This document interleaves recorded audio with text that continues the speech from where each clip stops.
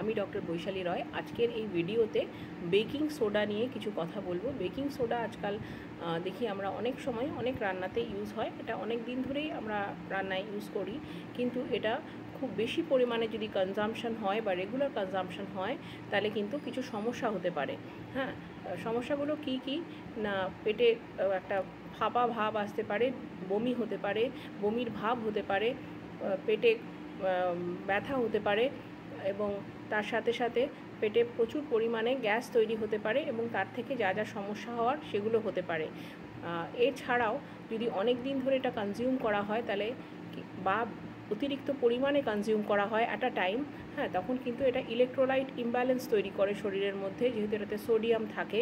এবং এটা কিন্তু যারা হার্টের পেশেন্ট বা যাদের হাই বিপি রয়েছে তাদের পক্ষেও রোজ কনজিউম করা কিন্তু ভালো না, কেননা এটাতে সোডিয়াম থাকে এবং আমরা জানি যে যারা হার্টের পেশেন্ট তাদের কিন্তু বেশি সোডিয়াম যদি আমরা ইনটেক করি তাতে সমস্যা হতে পারে।